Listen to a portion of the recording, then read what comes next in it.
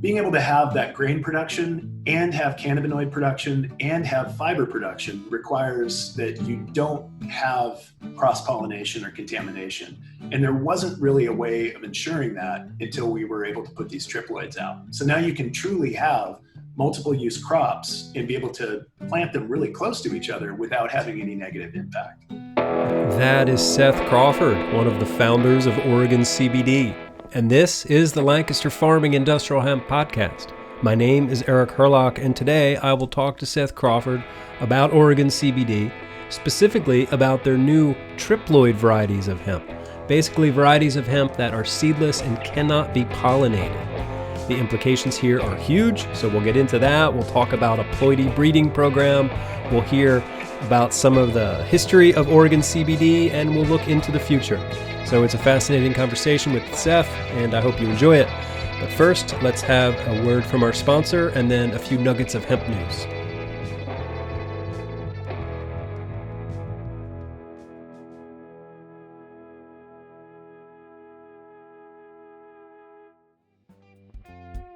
Hi folks, this is Ken Elliott with IND Hemp, and I wanted to thank Eric and the Lancaster Farming Podcast for their great support of the hemp industry. IND Hemp is doing some really amazing things in Montana, and we'd like to reach out to all of you out there who are doing similar things for hemp around the country. Today I'd like to give a shout out for Lancaster Farming Summer Roadshow across the United States as they advocate for hemp and let us know what's happening in hemp country. I'd like each of you to consider sponsoring Eric's trip and send some kind of financial support to put fuel in his van and to keep him fed as he advocates for us, all of us in the hemp industry. And let's let everyone know what the goodness of hemp looks like. Thanks again for all your great work, and I look forward to seeing all of you in Montana someday. Wow, how about that? Thank you, Ken Elliott from IND Hemp, for your kindness. Appreciate your support. And if any of you are interested in helping us support this tour across the country where we're going to visit hemp farms all over the place, get in touch. You can call my colleague Joe Guerreri. You can call him at 717-721-4450 and let him know you're interested in helping out with the tour, and he'll take it from there. All right, let's get into some nuggets of hemp news for this week. Here is a story on Hemp Industry Daily. It says that Arizona CBD maker is fined $30,000 for deceptive marketing. Arizona CBD maker Cushley Industries and its owner have agreed to pay more than $30,000 for false marketing claims. The agreement, posted Monday by the FTC, says that Cushley, based in Scottsdale, Arizona, made extensive health claims about its tinctures, soft gels, topicals, and edibles, claiming that CBD could treat everything from PTSD and multiple sclerosis to acne. All right, here's one from the Hutchinson News out of Kansas. It's about the first industrial hemp fiber processing facility that's opening in Great Bend, Kansas. The story says that the industrial hemp industry in Kansas is still in its infancy, but the potential for the commercial product is encouraging some producers to get ready for future endeavors. This week, South Bend Industrial Hemp has opened the first facility of its kind in Kansas. Aaron and Richard Baldwin and Melissa Nelson Baldwin founded South Bend Industrial Hemp as a link in the production chain. As farmers harvest their hemp, it needs to be baled and processed for multiple uses. Farmers in Kansas were afraid to grow the product because they did not know where to sell it, and processing plants did not have the courage to start here because most farmers were only growing CBD hemp. That is why last year the Baldwins took a leap and decided to open a processing plant. They bought their machinery from Formation Ag out of Colorado and found a building in Great Bend. This move begins a supply chain in the sunflower state. Currently, much of this technology is manufactured overseas, but small plants are popping up across the U.S. The Baldwins are excited to offer a 100% American-made product from mostly Kansas farms. We contracted with 10 farmers this year, says Melissa Nelson Baldwin. We will have 1,000 acres of hemp coming. So that's awesome. Congratulations, Kansas, and congratulations to South Bend Industrial Hemp. This is fantastic news. And I am going to be there. I'm going to be stopping in at their open house on July 9th in South Bend, Kansas, as part of our national hemp road trip. I'm really looking forward to meeting the folks out there in Kansas, and I'm looking forward to getting on the road and meeting people in the hemp space all over the country. Here's a story from Greenway, the Missouri Cannabis Industry magazine. It says that hemp burgers are coming to national retailers like Target and Whole Foods. Sweet Earth Foods will begin shipping the new Awesome Burger 2.0 nationwide later this year. The burgers, which are made from hemp, fava beans, and pea protein, will be available for purchase nationally at locations including Target, Whole Foods, H-E-B, Sprouts, and Amazon Fresh. So yeah, hemp burgers.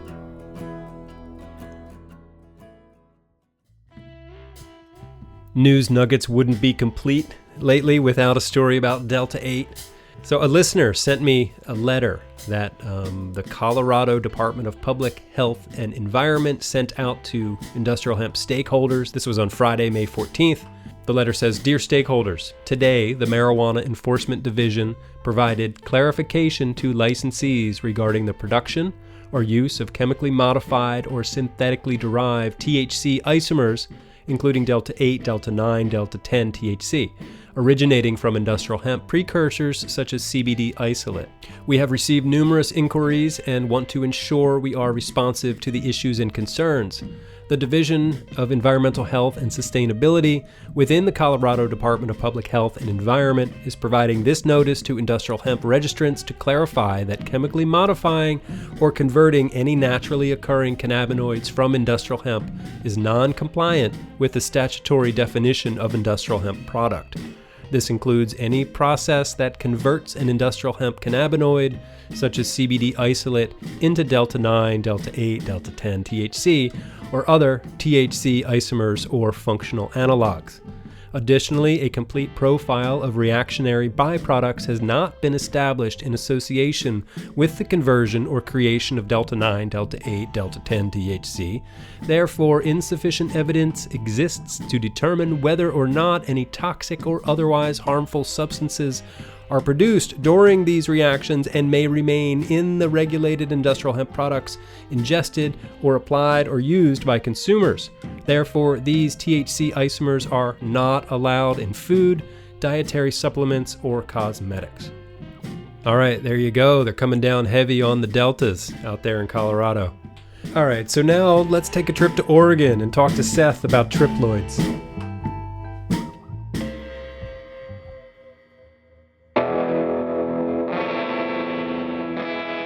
Seth Crawford from Oregon CBD. Welcome to the Lancaster Farming Industrial Hemp Podcast. How are you doing today? Been fantastic. Thanks for having me, Eric. Absolutely. So I think most listeners know the name Oregon CBD, and I know lots of farmers here in Pennsylvania are your customers, but it might be helpful if you could briefly introduce yourself and your company. Yeah, thanks. Oregon CBD was founded in 2015 out here in Oregon. Just trying to keep the name matching with what we call ourselves. We're the oldest continually operating hemp farm in the state of Oregon. We basically got started, I was teaching at OSU and was teaching one of the first cannabis policy courses that was offered in the US. And it just happened to coincide with Oregon's push for adult use THC legalization. And in going through, the rules and the new regulations, trying to teach students about what was happening in the world with cannabis, the Industrial Hemp Farming Act was part of the 2015 Farm Bill that went through as we were basically going over all these policies. Mm-hmm. And a light bulb went off in my head. It said, we have plants that can potentially be farmed at scale and not be subject to canopy limits or plant count restrictions in any sort of way. Let's try this out. So in 2015, we did a 3.5 acre test plot and realized very quickly that, yes, there was a need for CBD, and a huge demand for it. Market was really kind of taking off. And we decided we want to do this bigger. So we had that first season, then leased a 63 acre piece of ground the following year. And when we walked out to see that 63 acre field, we had basically been small-time farmers, as a recreational hobby for the most part, as part of our adult life. Yeah. We saw that 63 acres and just said, there is no way that you can do this without quality seed. Seed is going to be the thing that determines everybody's success or failure. So we went ahead that year and did pretty well. We did about 20 acres. But that realization that you need something that finishes in time for your local climate, you need something that's going to be reliable, and you need to really understand where the cannabinoid content is going to be from a testing and compliance standpoint. So that was kind of the takeoff for us, in that realization that seed was the answer, and that we as an independent company were not going to be able to meet the entire market's demand. There was just no way that we could do that. And we figured that the best way for us to be able to offer something that was valuable in that space was to empower farmers to be able to do exactly what we were doing, but do it with consistency. And that was something that was solely lacking in the early stages of the market. Cool. Did you yourself at that point have any experience in seed breeding? Yeah, Eric and I are the two owners. That's your brother? Okay. Yeah, and never taken on any independent. We're independent. We've never taken on any outside financial support in any sort of way. We've built this from the ground up with a little sweat equity, credit card debt, and good timing is what it came down to. But we've been growing cannabis ever since we moved off the mountain and went to college. It's been a long time passion of ours. Nothing big, obviously it was just small stuff to support ourselves. But we've loved working with this plant. We love all plants, but this one in particular just happens to be a very unique. It's a special plant. Yeah. So many different potentials, right? You can do so many different things with it. And it's all unlocked through good breeding. So we've been working with it for a while. Cool. Okay. So Oregon CBD has a very strong and positive reputation in the hemp space. You're sort of known as the leaders with Autoflower a few years ago, and then the CBG last year. And now you've released something that should be an absolute game changer for the industry. Your Triploids, essentially a seedless variety of hemp that can't be pollinated. The implications for the industry are huge, but first let's talk about triploids in general. What do we need to know about them to understand how revolutionary this is for the industry? I think the first thing that we should say is that they are not genetically modified. This is a natural process that's used in many other crops to be able to produce a plant that's effectively sterile. So seedless watermelon is a great example of that. Bananas, another great example. Varieties of coffee, there's triploid hops. So it's a pretty standard breeding technique that's used in plant development by other breeders of different species. I think that's the most important thing to say from the Not GMO. You're not going in and slicing up DNA or whatever. You're just using the tools of breeding to make this happen. Exactly. And I think the most important part, going along with what you just said, is that what we're doing to make a triploid seed is that we're crossing a tetraploid with a diploid. So cannabis in its sort of native form in the wild is primarily diploid. There are some examples of spontaneous tetraploids occurring in nature that have been reported, but it's a fairly rare occurrence. And we're trying to get a little bit more information about how often that happens. But regardless of that, our process, we develop all of our breeding stock using diploids, because that's really, from a plant breeding perspective, there's less information to deal with. It's a traditional approach. So diploids like two. There's two of something. Exactly. So in a diploid organism, you have one contribution, like half of the genome basically is from one parent and the other half is from the other parent. So you have two genomes that are essentially just halves of both parents that come together to create your individual. What we're doing is we're taking that and we're actually doubling it. So it's basically like creating a carbon copy of what's already in the plant. So there's no new genetic material, there's no new DNA, there's nothing new. It's just a doubling of what's there. Okay. So doubling a diploid produces a tetraploid. So you have 4 homologous copies of chromosomes. And in cannabis, there's 10 chromosomes per genome. So a diploid has 20 total chromosomes and a tetraploid has 40 total chromosomes. Okay. So once we've created that tetraploid, which is basically just an elite breeding stock that we created as a diploid, converted it to a tetraploid, which takes about 8 months to get it through that process. Then we can cross our tetraploid with a diploid. And the result is you have 2 genome contributions coming from the tetraploid and 1 genome contribution coming from the diploid that comes together to create 3 homologous sets of chromosomes. So 30 chromosomes with the triploids. And what that does is it creates a plant that cannot be pollinated. And also, if it does produce any pollen itself, that pollen is also sterile. Okay. Wow. Yeah, the implications are huge for growers. Have you been working on this for a while? It sounds like you've got years of research behind this. Most definitely. We started down this path in 2018. We had a scientist on staff named Shen Chen. He was a PhD plant breeder graduated from OSU. He basically ran our ploidy program, got us set up and running, and among a number of other interesting research projects. Okay. Did a fantastic job. And we basically demonstrated that this is a viable approach in cannabis. He's now moved on. He's at NC State. Okay. A fantastic guy. We still collaborate and work together. Good. Yeah. And nobody else was really thinking about this at the time, huh? Not within the hemp space. There was a research group in Iran that just very strange. They don't have a big history of legal production in that country, but they were the first, a small research group was the first to create tetraploids and report some of the chemical findings that happened.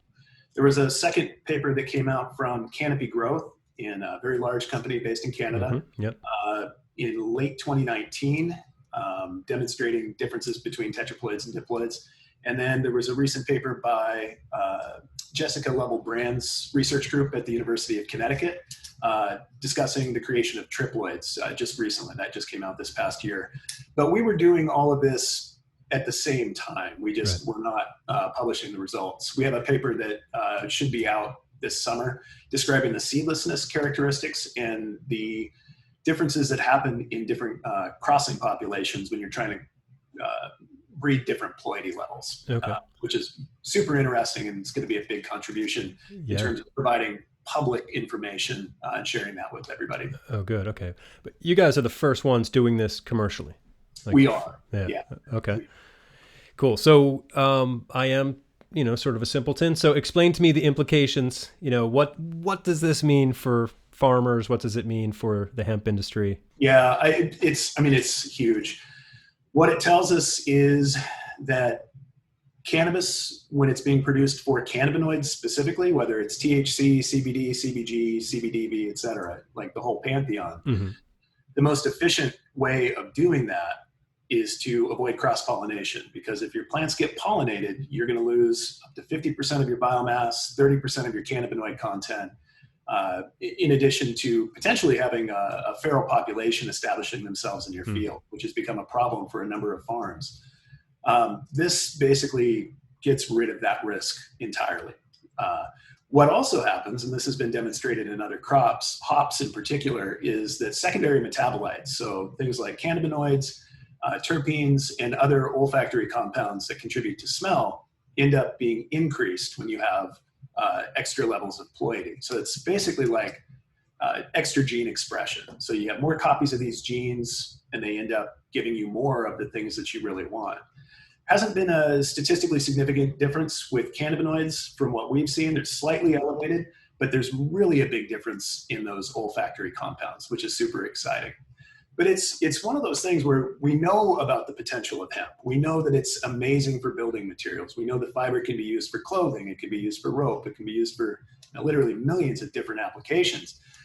Grain is also really important. So being able to eat the seed, it's a highly nutritious, and most of the folks listening to this podcast already know about this, but highly nutritious substance that people and animals can really benefit from. And it is really productive on a per acre basis. The issue has always been, this is a cart horse issue, right? Is if you're going to produce grain, there's going to be pollen all over the place. And cannabis is a wind pollinated crop. The pollen tends to move large amounts of space. Like it can travel hundreds of miles. There's a great study in Spain from the late 90s that demonstrated that hash production in Morocco across the Strait of Gibraltar, there was inundation of pollen in Spain that would cause allergies that, people would just have seasonal allergies because of what was happening in a different country, but that pollen would get carried across and make people, give people allergic reactions. Right. And what they demonstrated was that it would travel over 300 miles in those circumstances. So being able to have that grain production and have cannabinoid production and have fiber production requires that you don't have cross-pollination or contamination. And there wasn't really a way of ensuring that until we were able to put these triploids out. So now you can truly have multiple use crops and be able to plant them really close to each other without having any negative impact. That's awesome. Do you foresee any unintended consequences from this, or is it all positive? Like, it just sounds like this is almost too good to be true. So the same thing is true. So having those extra copies of genes, in most cases, it provides a buffering effect, right? So if you have a deleterious mutation or some gene that is problematic, if you create an additional copy of that, sometimes you could end up having a negative outcome with it. In most cases, it buffers and it is actually a positive outcome. But plant breeding and dealing with nature always has unintended consequences. And I think we need to be very aware of that. We have our triploids are being trialed this year at a number of different universities around the country, and we're really curious to see exactly how they respond to different environments. So we were able to trial them this past year in 2020 at our farm and get some really good data. But this is going to be the first sort of large-scale, widespread trial, and we're really excited to see what the results produce. Yeah, but they're still for sale for commercial growers. They are. Okay. Yeah, for us, we were comfortable demonstrating that they are seedless and that they can resist intensive attempts at pollination. So that was the main impetus for us to be able to get these out this year and help farmers who are really struggling, especially in areas where there's either feral hemp or large grain operations. Colorado is a really good example of this. Right. And in Oregon, we do have the establishment of feral populations just because of the rise in popularity in 2019 and sale of male and female seeds. People were buying seeds for fairly cheap and getting them in the ground, but then now we're dealing with the long-term consequences of that. So it was something that the market really needed to have, and it does what we say it does. It's seed-free. Are these seeds more expensive than the non-triploid seeds?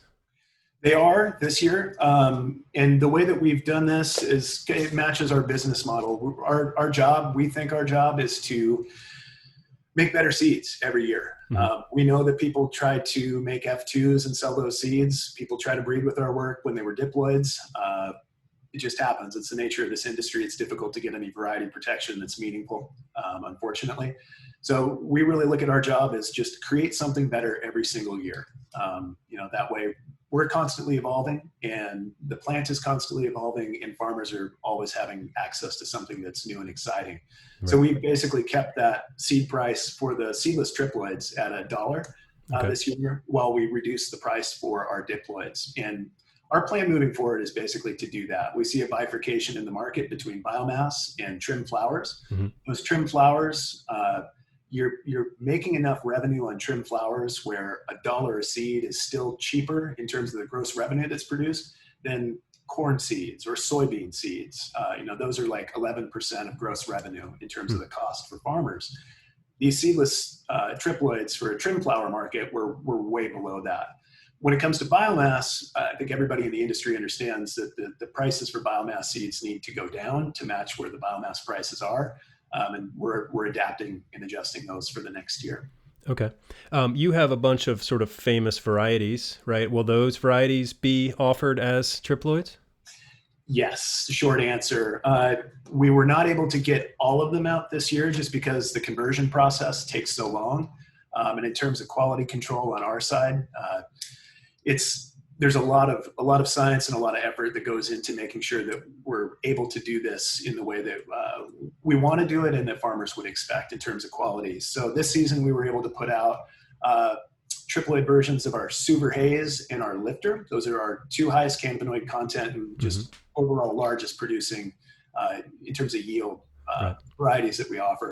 So we're able to offer those in triploid form in their classic flavor, and then also as sours. So these are new terpinolene dominant varieties that just have a wonderful nose on them. Next year we will have all of our tried and true varieties have been converted, and we're actually just starting the production process for 2022 right now. Nice. So that's exciting. So this is not like a patented technology at all. This is not something that you guys own the intellectual property to. It's just breeding. Exactly. Yeah. And it's a misconception. There's a lot of folks that when you get into the hemp industry or the trade conferences or the bulletin boards online or Facebook, a lot of folks have accused us of holding patents or trying to use intellectual property rights to constrain the industry. And it's just be very, very firm in saying that we do not have any patents. We have pursued patents in the past, specifically to be able to protect their defensive patents so that we can make what we do public so that everyone knows how we do it. We're not trying to keep any secrets, but we are trying to prevent large companies from stepping in and patenting something in terms of breeding techniques that other breeders or farmers have been using for a long time, but do not have access to IP protection. We're trying to keep that stuff public. So the first thing that we did was we filed a utility patent for the breeding of day neutral and photoperiod sensitive hybrids. And that was to make sure that our technique of breeding, which is to use a day neutral variety in conjunction with the photoperiod variety, would be protected. And that's done, it's out. We abandoned that patent application process and now it's public. And the second one we did was for the inactive THCA synthase that we found that makes our pure CBG varieties capable of being pure CBG varieties. That one is almost through that process. But when that's done, we will have it firmly established that any variation that occurs naturally in cannabinoid synthases are not something that you can protect. It just happens to be something that happens spontaneously in the plant, and it's something that can be used publicly. So our goal has really been about sort of maintaining a little bit of the long-term culture that has surrounded cannabis, which, because it was illegal, everyone had to share, everyone had to cooperate to keep it underground and keep the plant alive, truly over the long term. Cannabis loves community. It's really fomented that over a long period of time. And with legalization, that's all bound to change. And we've already seen that happen, but we're really trying to kind of stay true to that initial approach of seeing it as something that benefits all of humanity and having it be just so important that you can't just have one company or one person who controls that. Right. Yeah. There was another company out in Oregon a couple of years ago that created some controversy. They were building some kind of genetic map and people were upset that maybe their SNPs were being taken, but that's not what you guys are doing at all. So yeah, absolutely not. I think I know which company you're talking about. It's a great warning, right? I think, and I knew what was happening. I think a lot of us in the community here knew what was happening from day one. It was really apparent that was the goal, even if it wasn't the stated goal. And you can kind of see from that fallout that if you don't behave in an ethical way in this industry, you don't have a place in it. And I think that's really the take-home message. Yeah, it catches up with you. Yeah, and we've done a lot of genomic research. I mean, that sort of underpins our entire operation. We have the world's largest collection of whole genome sequences for cannabis. We have over 90 individuals that have been sequenced using third-generation PacBio hi-fi reads, and it's incredible. Our goal with that, these are all proprietary varieties that we've developed. Our goal for that is to make it all public. We're working with PacBio and OSU to create the first very comprehensive pan-genome that is able to compare diverse cannabis individuals and understand the underlying genomics of it. But for us, I want the next generation of researchers to be able to benefit from that and to be able to push this industry forward. That's always been our goal. And we're not going to be here forever. So we really need to make sure that whoever's coming after us can really benefit from this and help people make use of this incredible plant. So in prepping for this interview, I talked to some farmers and plant breeders, and one of the questions that was posed to me for you was, how confident are you in the triploid data in the long term, like on a 20-year horizon? Confident? Very, very confident on the major components of that. So like the seedlessness characteristic, very confident. Increased olfactory compounds, very, very confident. Yeah. I think there's going to be genotype specific things that do come up with certain varieties. What we've noticed is that some will respond to the conversion process from diploid to tetraploid much more readily than others. That gets borne out sometimes in the propagation side. For us, being able to work with plants that just behave in a less useful way than others. Some are hard, and I think people are pretty familiar with that. But I think in the long term, down the road, triploids are incredible, and I think they're going to continue to really set a high bar for cannabinoid production. The bigger question is, what is the best ploidy for a specific application with cannabis? So obviously, we're not stopping with tetraploids. We have octoploids.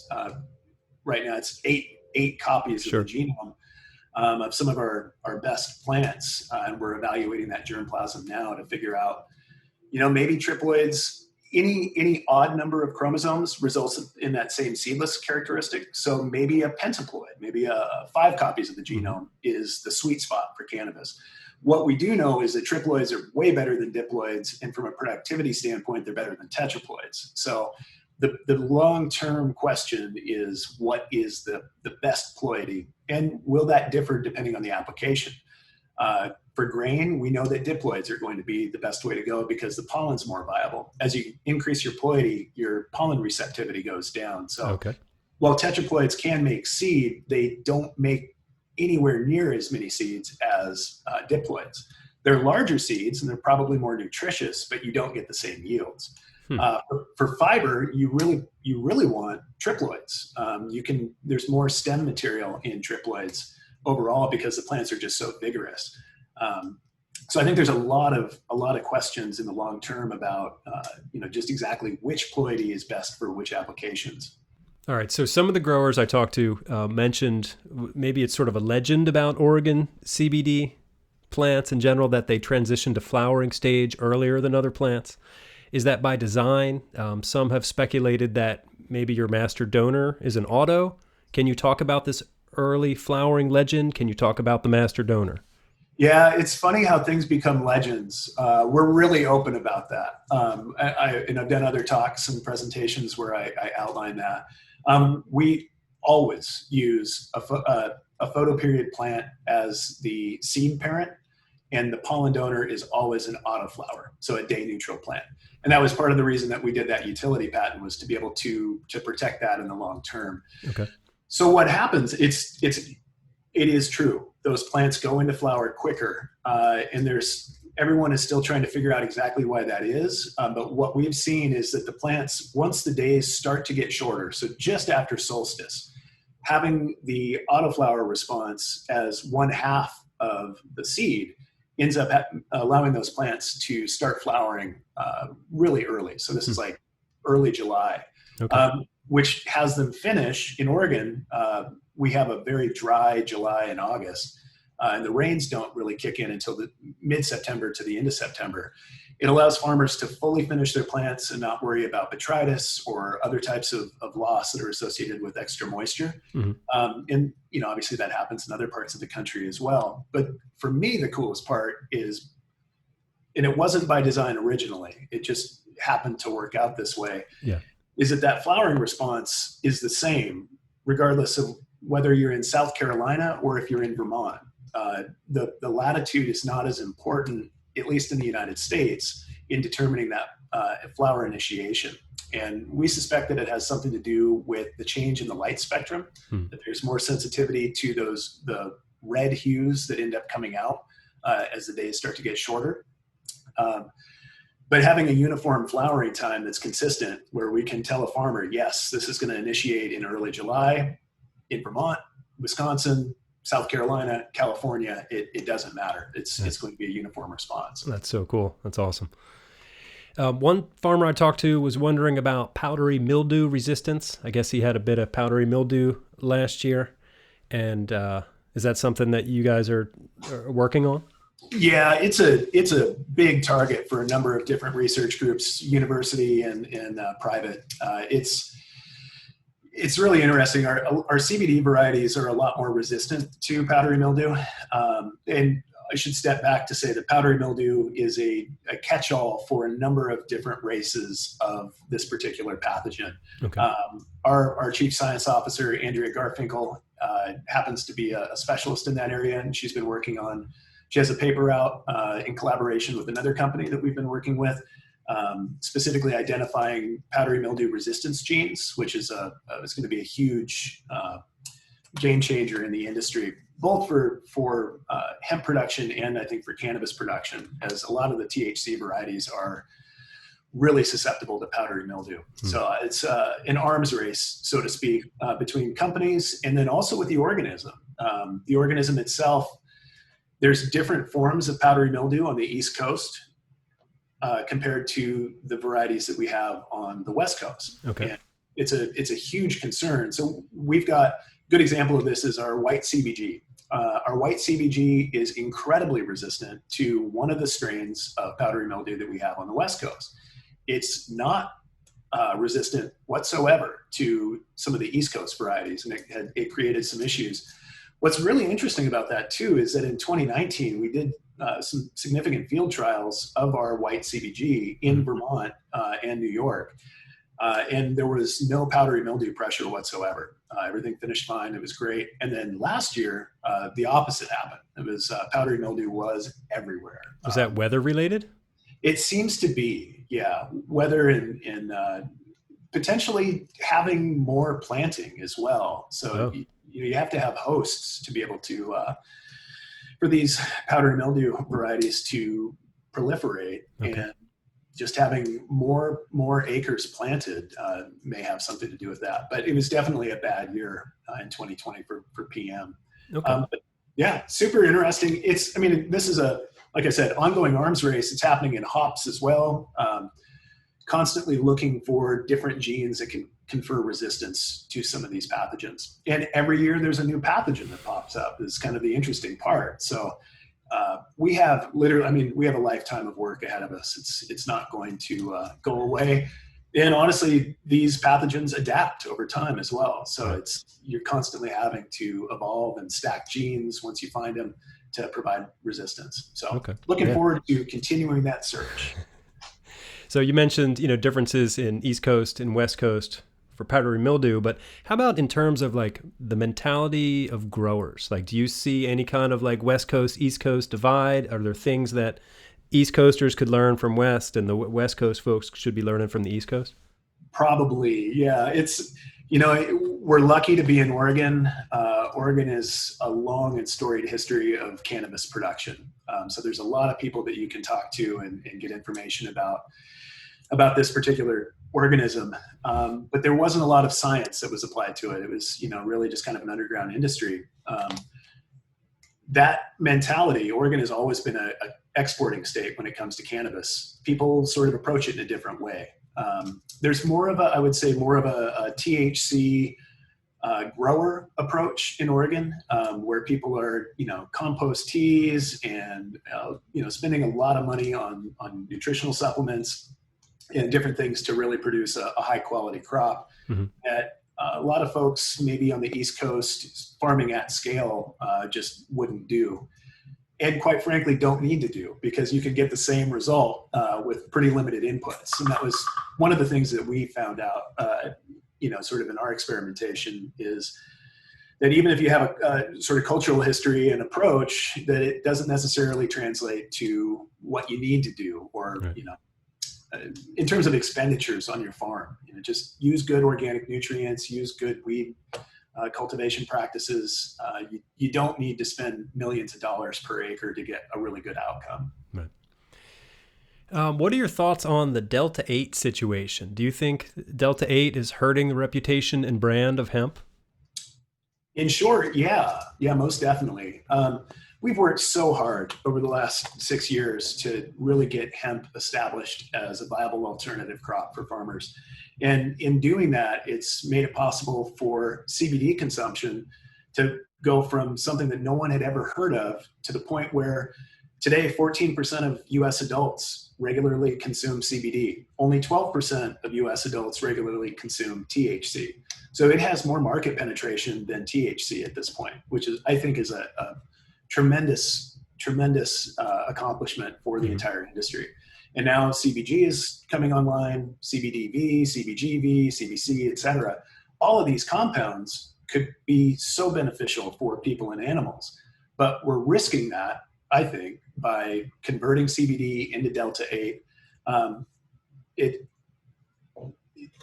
You can make arguments that it's legal, and I understand it, but I don't think that it's helped pushing our industry forward.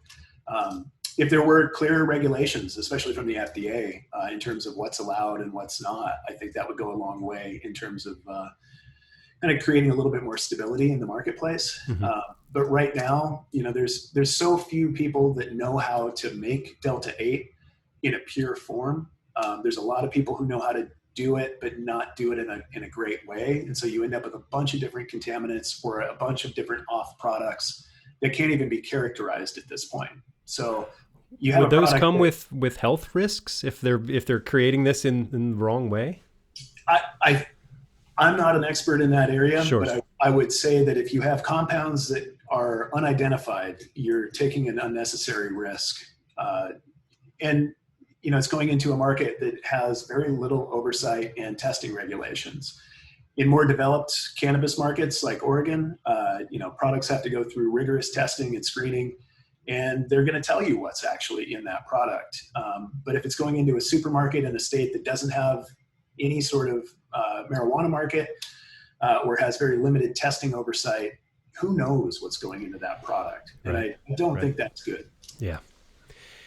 I am fascinated by your personal journey from English major undergrad to sociology professor and then founder of what is arguably the most successful CBD seed company in the country, possibly the world. So that's amazing. I'd like to hear a bit about that, but what sort of advantages does your sociology background give you? Or like what part of your current success is most informed by your previous life as a sociology professor? That's a great question. Thank you.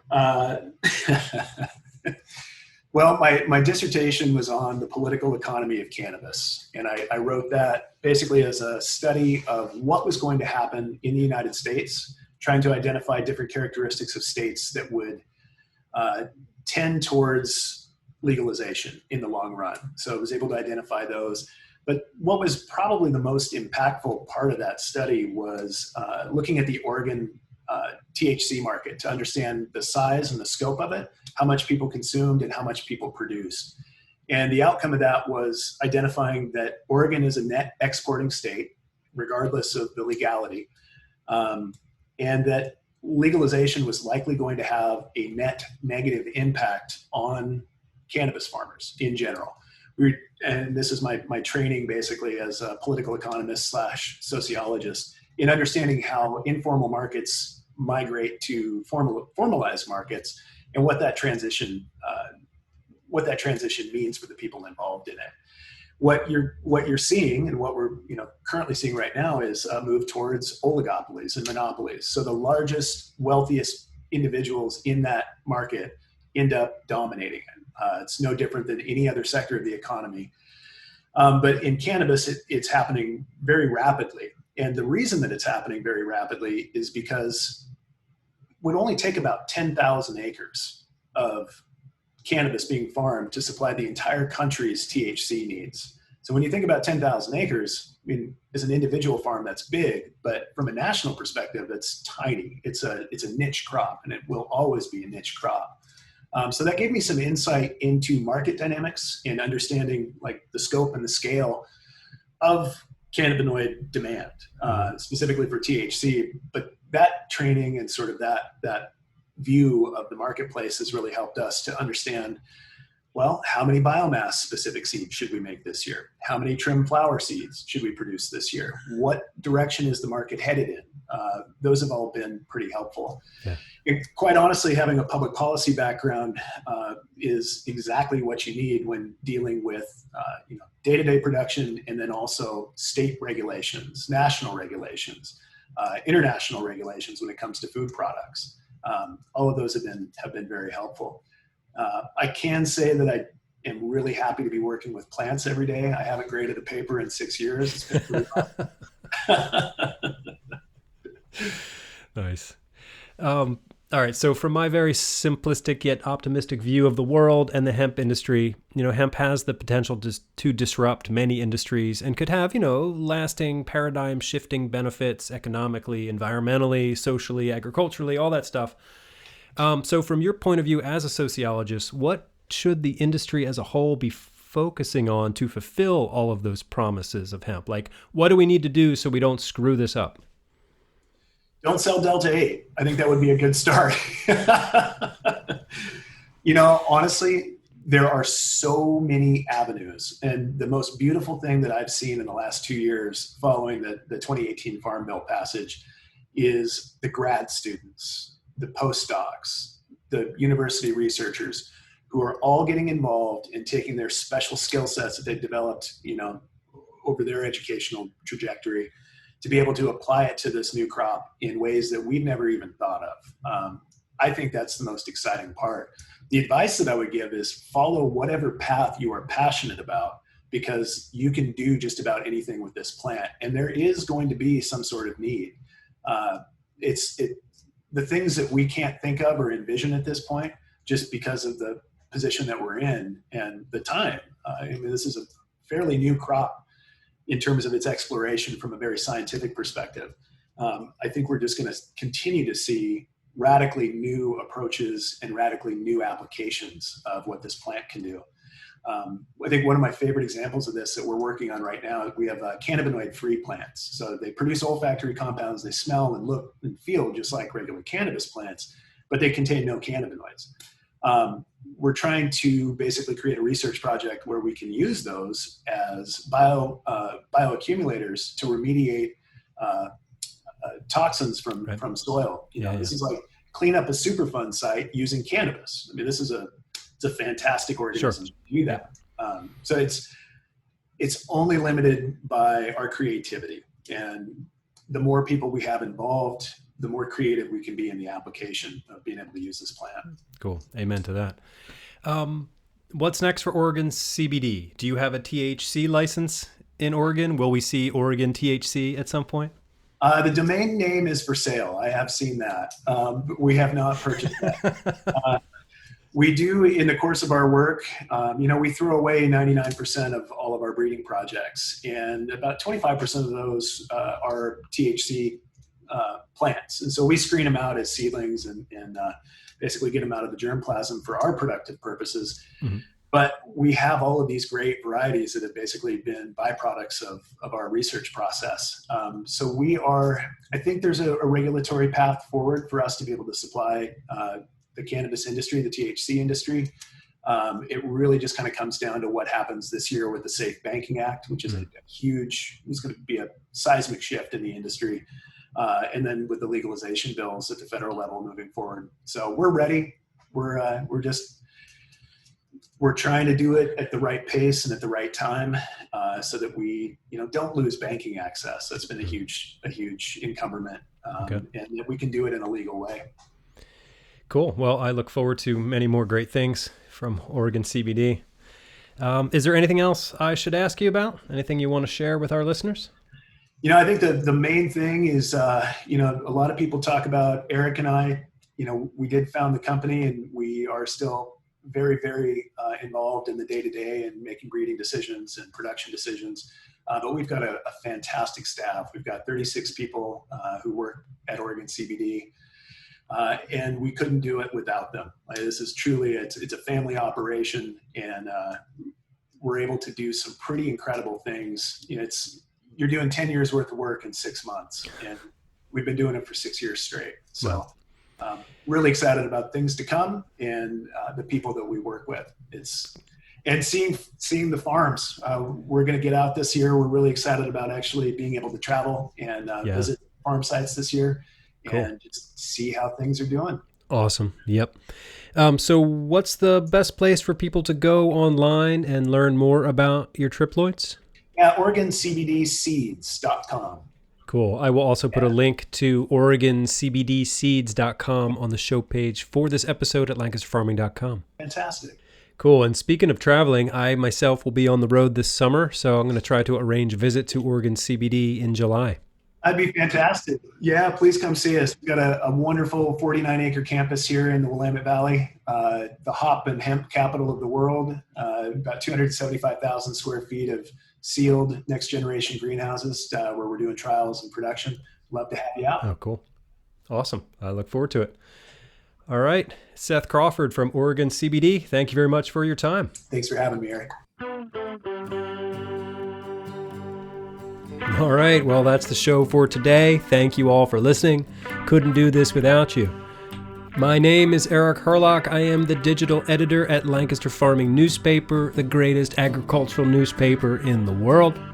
As you've heard me mention a few times now, we're going to be on the road this summer. We're leaving at the end of June, headed first to North Carolina, then to Kentucky.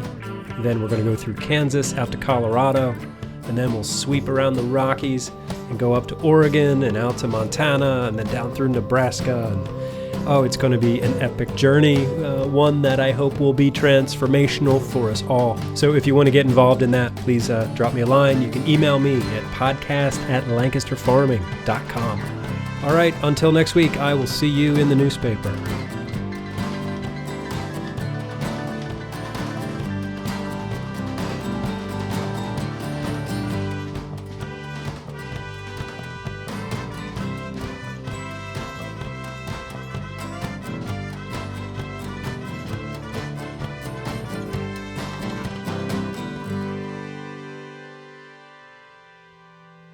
Industrial hemp.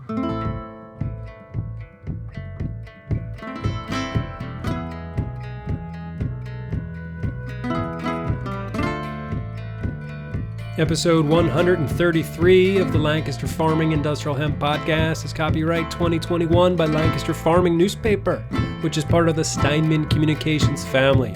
Today's show is written and recorded, edited, and produced by yours truly, Eric Herlock, and any music you hear throughout the show is courtesy of Tin Bird Shadow.